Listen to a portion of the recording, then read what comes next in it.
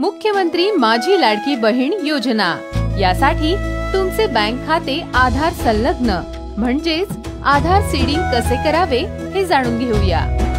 सुरुवातीला तुमचे बँक खाते आधार क्रमांक संलग्न म्हणजेच सीडिंग झालेले आहे किंवा नाही हे कसे तपासावे याविषयी माहिती पाहूयात।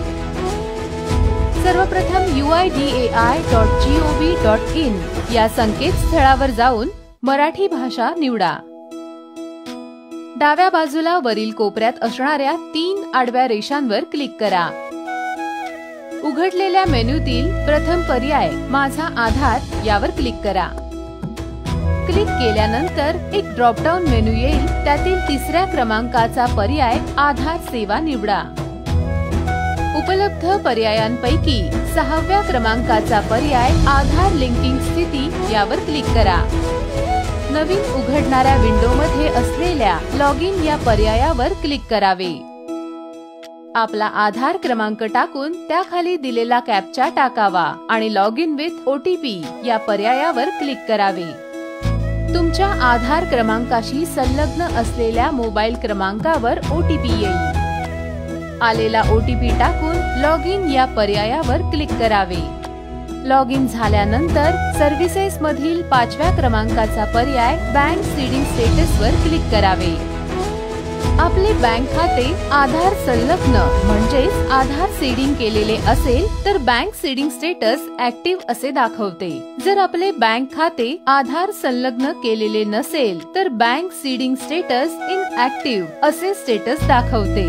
आपल्या आधार संलग्नतेचे स्टेटस इनऍक्टिव्ह असेल तर आपले बँक खाते आधार संलग्न कसे करावे याबद्दल आता आपण जाणून घेऊयात। प्रथम आपण ऑफलाईन पद्धत समजून घेऊया। आपले खाते ज्या बँकेत असेल त्या बँकेत जाऊन आधार संलग्न म्हणजेच आधार सीडिंग साठी असलेला फॉर्म मागून घ्या। त्या फॉर्म मध्ये विचारलेली माहिती भरून त्यावर तुमची स्वाक्षरी करा। तुमच्या आधार कार्ड आणि पॅन कार्डची एक प्रत स्वयं साक्षांकित करून अर्जासोबत जोडा। संपूर्ण भरलेला अर्ज तुमच्या बँकेत जमा करा। 2-3 दिवसांनंतर तुमच्या बँकेकडून तुमचे खाते आधार संलग्न झाल्याची खात्री करून घ्या। आता आपण ऑनलाईन पद्धत समजून घेऊया।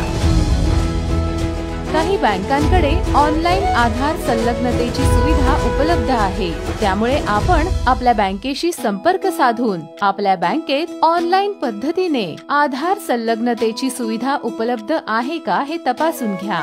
अशी सुविधा उपलब्ध असेल तर बँक कर्मचारी किंवा अधिकारी यांच्या मार्गदर्शनाखाली ऑनलाईन पद्धतीने पुढील कार्यवाही करावी। धन्यवाद।